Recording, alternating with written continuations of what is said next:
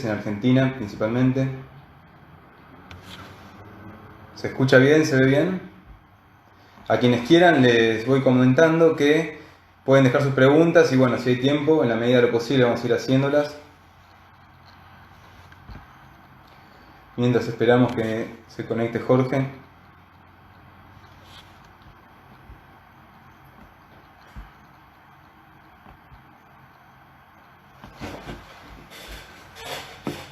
Bueno, para quienes no saben, mientras les voy contando, les vamos contando que el Acuerdo Escazú está pendiente de ratificación en varios países.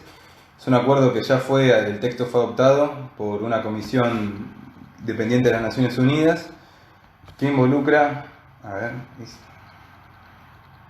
involucra a Latinoamérica principalmente y el Caribe.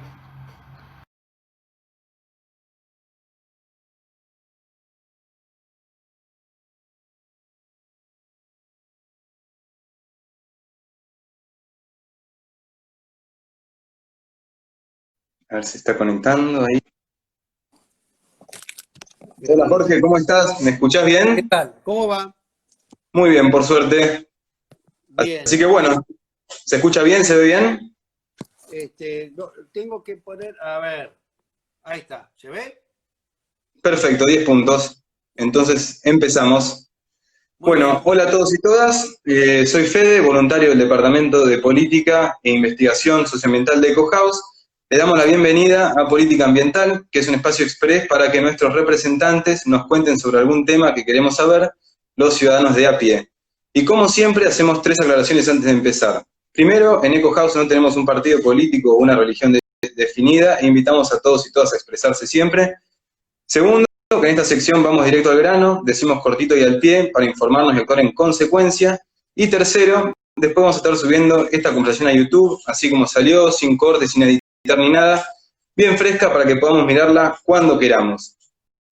Ahora sí, saludamos a Jorge Tayana, senador nacional por la provincia de Buenos Aires del Frente de Todos y también presidente de la Comisión de Relaciones Exteriores, que nos va a estar contando acerca del acuerdo Escazú. ¿Cómo estás, Jorge? ¿Qué Muchas tal? gracias por estar aquí antes que nada y te invito a empezar y contarnos un poco de qué se trata. Bueno, este es un tratado internacional.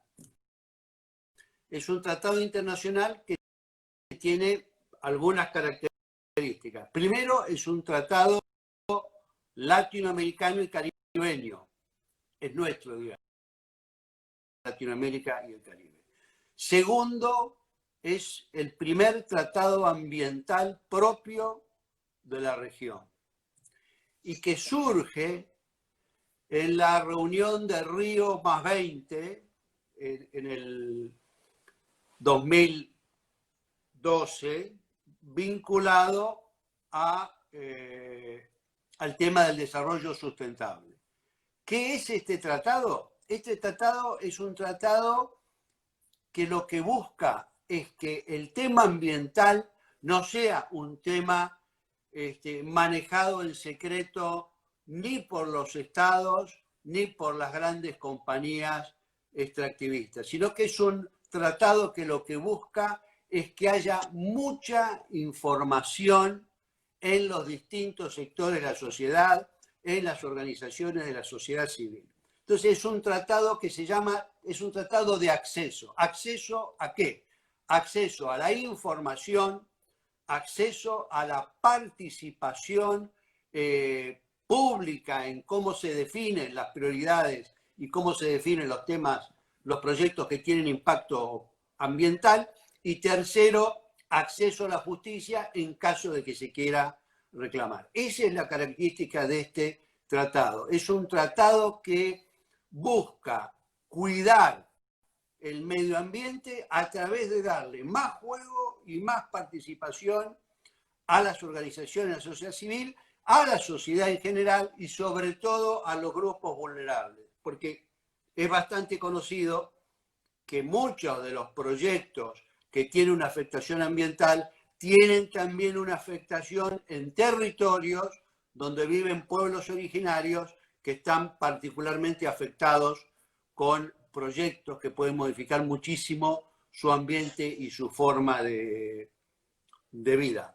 Un último punto, y dejo para preguntas, pero el otro punto que tiene es que es un tratado que defiende los derechos humanos y los derechos de los defensores de derechos humanos ambientales, que es un sector que ha estado bastante atacado y desprotegido. En muchos de los países de la región, quienes tratan de ejercer los derechos humanos de los pueblos originarios o de las personas o comunidades que están sometidas a cuestiones ambientales que afectan derechos básicos de ellos, han sido perseguidos, en muchos casos han sido directamente víctimas de ejecuciones extrajudiciales. Entonces, este tratado también busca eso.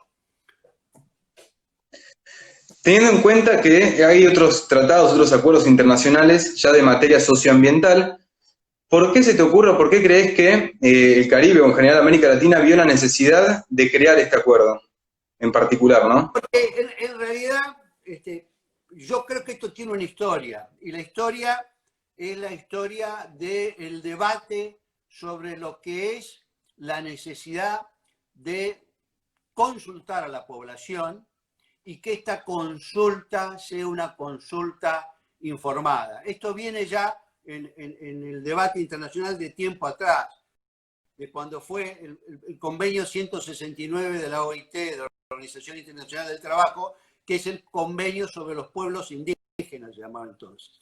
Ese convenio sobre los pueblos indígenas dice que para hacer cualquier obra en una comunidad indígena o en la zona donde está una comunidad indígena, tiene que haber una consulta que no te tiene un resultado obligatorio, pero que sí que tienes una consulta que tiene que ser tomado en cuenta el resultado de esa consulta, de su opinión, a la hora de decidir las características y si se hace o no el proyecto.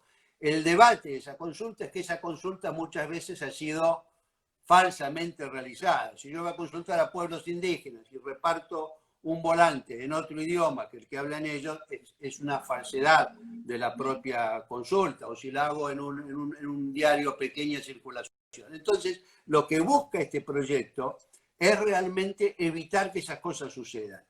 Que todo el mundo se informe, que los estados tengan una serie de criterios para guardar la información ambiental, que se guarden bien los estudios ambientales, que se difundan los mismos, que haya participación de las organizaciones de la sociedad civil y de los grupos vulnerables en el desarrollo del proyecto, en los estudios de su impacto, y que al final pueda haber también un fuerte acceso a la justicia para poder reclamar en caso de que no sean tenidos en cuenta cosas que las comunidades o las organizaciones de la sociedad civil consideren que son muy importantes para la preservación de la vida y el modo de vida.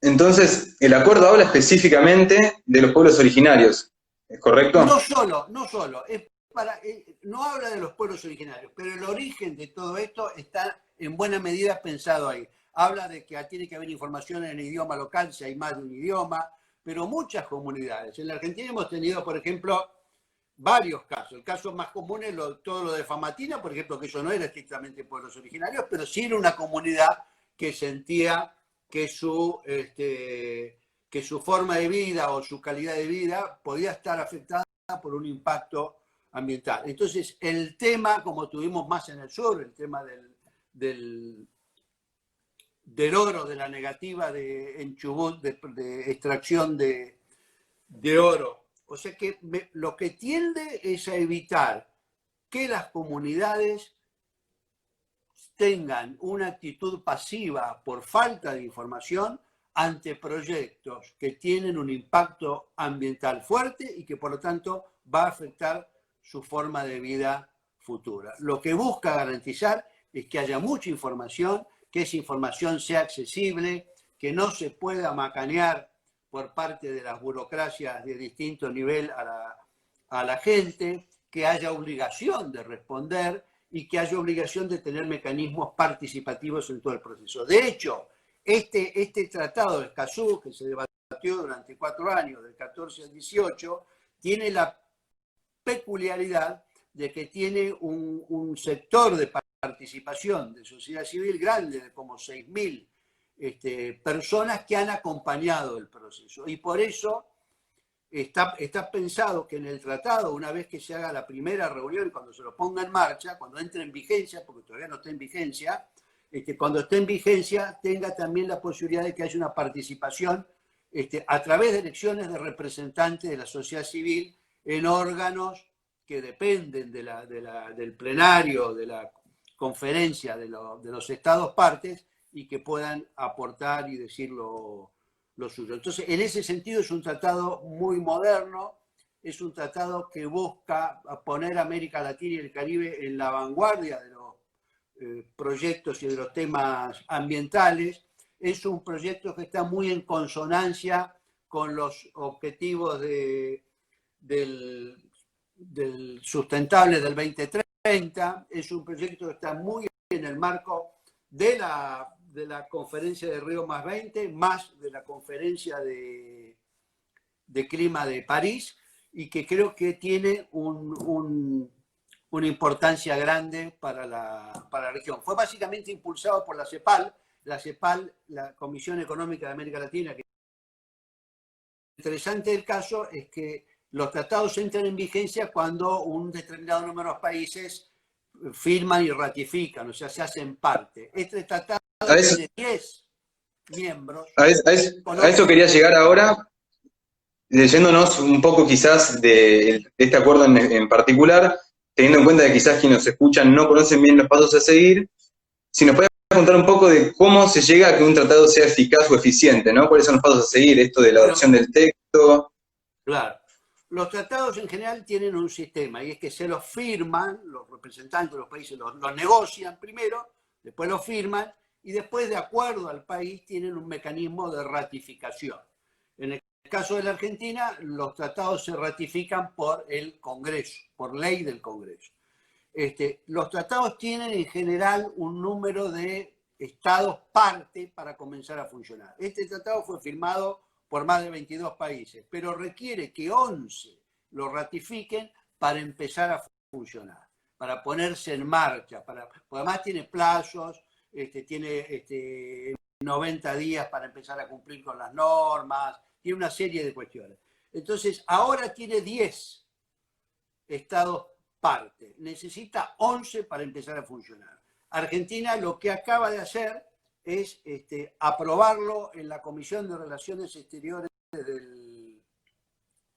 del Senado, y aprobarlo luego en el Senado, y por lo tanto tiene que tener media sanción para transformarse en ley en diputado. Cuando sea ley, Argentina será el estado número 11 y el acuerdo entrará en vigencia. Por eso es que hay O sea que, sí, si Argentina ratifica, ya estaría, digamos. Sí, exacto. Perfecto. Argentina ratifica, deposita el instrumento de ratificación y ya está en vigencia. Y lo bueno de eso es que permite da muchos derechos a las distintas organizaciones de la sociedad que están en temas ambientales para garantizar participación e información.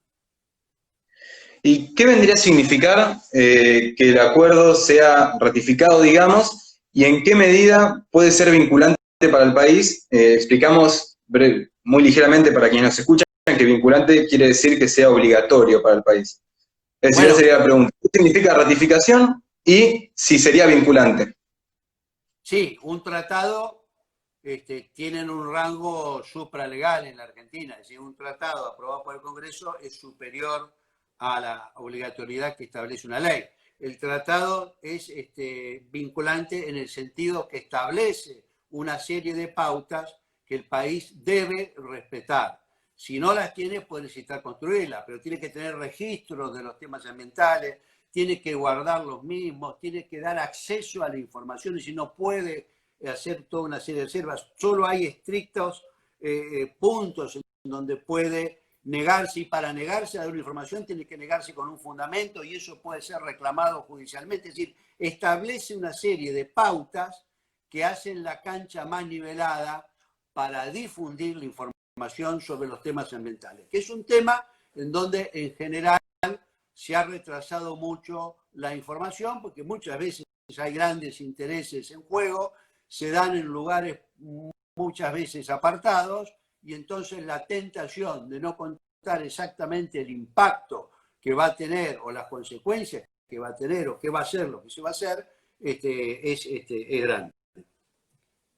Recién mencionaste las instancias judiciales.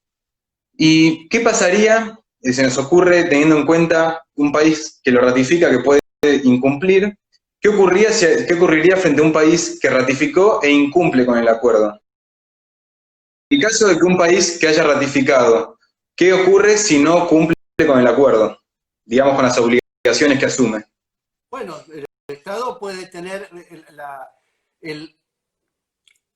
el tratado establece una serie de mecanismos para lograr el cumplimiento judicial de lo que dice el tratado, sobre todo en el tema informativo. Es decir, si se va a hacer una mina de no sé dónde, en tal lugar, y uno pide información, o la comunidad o el pueblo del lugar quiere saber qué consecuencias, cómo es el estudio de impacto ambiental, qué cosas van a quedar, qué va a pasar con la montaña esa, si va a haber o no contaminación del agua y todo eso, y no te contestan, o sea, te niegan la información, vos tenés derecho a concurrir a la justicia a que actúe y que se imponga al Estado la obligación de responder. Y el Estado está obligado a responder porque firma este tratado en donde se auto-obliga. Los tratados son formas en que los Estados se obligan a cumplir ciertos pasos o ciertos requisitos. En este caso, a lo que se obliga es a cumplir estos 3 puntos. La información, la participación en el proceso político de decisión de los temas con impacto ambiental y facilitar el acceso al recurso judicial. Porque si es un recurso judicial que yo te digo, bueno, para poder accionar judicialmente y hacer un amparo, usted tiene que depositar $1 millón, bueno, muy pocos van a poder hacer ese amparo. O sea, tiene que dejar mecanismos fáciles, abiertos, que permitan el acceso a la justicia de quienes quieran cuestionar o debatir la legalidad de una decisión de tipo ambiental. Ahora, viniendo un poco a lo local, en el caso de que el acuerdo entre en vigor, ¿cómo se vería reflejado en Argentina específicamente? Y si se crearía un organismo especial o alguna forma para, digamos, vigilar su aplicación. ¿Quedaría a cargo de algún ministerio? Tendría que quedar a cargo, obviamente, de medio ambiente, pero lo que pasa es que hay una serie de normas que pueden ser leyes, pueden ser procedimientos administrativos, pueden ser nacionales, pueden ser provinciales o pueden ser municipales, que tienen que ser actualizadas a la luz del tratado. El tratado dice, bueno, tiene que haber un recurso ágil y eficaz, puede constituirse de tal manera. Si va a hacerse una acción, tiene que difundirse de tal otra manera, tiene que haber incluso detalle, es un tratado largo y bastante detallista, casi no requiere reglamentación, porque dice, si se va a difundir una cosa ambiental, por ejemplo, hay que difundirlo, y no solo técnicamente, porque si no te mandan un esquema, 400 páginas escritas en el lenguaje técnico que nadie entiende y entonces no sirve. Tiene que haber un resumen, entonces, el lenguaje sencillo y coloquial para ser comprendido. Si se trata de pueblos originarios o personas que hablan otra lengua, tiene que estar en otra lengua. O sea, todo eso hay que ajustar. En realidad, el tratado para lo primero que sirve es para que los propios estados firmantes y que lo adoptan realmente se actualicen y tengan un mejor respuesta para este tema central, que es los problemas de acceso. Uno de los grandes problemas en toda la sociedad es acceso a la educación, acceso al trabajo, acceso a la salud, acceso a la vivienda. Bueno, este convenio que tiene que ver con el tema ambiental, temas ambientales van tomando cada vez más importancia, es muy importante que esta parte de la difusión del conocimiento y de las consecuencias de lo que se va a hacer tengan una transparencia que hoy en general no tienen. O sea que la primera consecuencia de adoptar esto es que tiene que el Estado ponerse al día, hacer los deberes y cumplir una serie de normas y de regulaciones para no estar en mora con lo que le exige el tratado, que es un acceso fácil a toda la información, a todos los que estén interesados en el tema ambiental. Bueno, sabemos que los proyectos de ley primero pasan por comisiones que los revisan. ¿Hubo consenso en las comisiones o se encontraron con obstáculos? No, hubo consenso de la mayoría.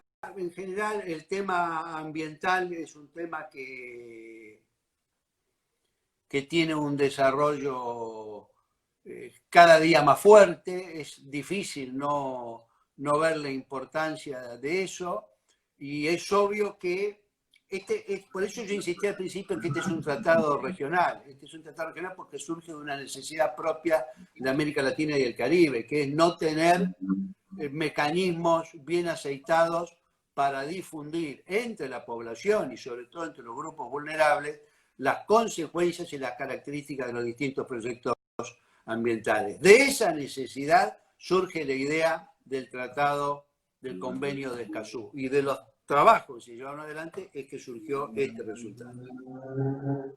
¿Hasta cuándo hay tiempo para ratificar el acuerdo? No, hay tiempo, en principio hasta septiembre, pero si no, después también se puede, o sea que no es... Pero lo ideal sería que entre en vigencia pronto, porque en realidad hay que hacer una serie de adecuaciones administrativas y legales para que esto funcione mejor. Y entonces, cuanto antes lo pongamos en marcha, más tiempo vamos a tener para cumplir eso y para dar una respuesta mejor a nuestra propia sociedad. Es decir, es un tratado que lo que busca es darnos normas para mejorarnos a nosotros mismos en el cumplimiento de esto. Y para garantizarlo en un tema, como es el tema ambiental, que todos sabemos que tiene impacto no solo en el propio territorio de uno. Es decir, como los temas del cambio climático. El problema del cambio climático es que no lo resolvemos solo. Y bueno, los temas ambientales ninguno lo puede resolver un país por sí mismo, porque muchas de sus consecuencias son globales. Entonces, la idea de que es no solo un tratado para nosotros, sino un tratado para toda la región, es una forma también de autoprotegernos y de protegernos como región del extractivismo, de la devastación, de la irresponsabilidad en el uso de los recursos naturales. Bueno, ya para ir cerrando, una última pregunta. Te queríamos preguntar, ¿qué podemos hacer cada uno de nosotros, de nuestro rol de ciudadanos o ciudadanas, para que Argentina ratifique?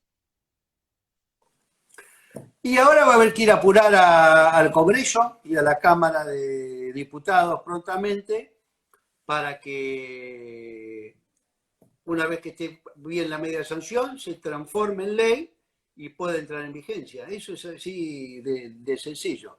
Hay que escribirle a los legisladores y decirles que se apuren con Escazú.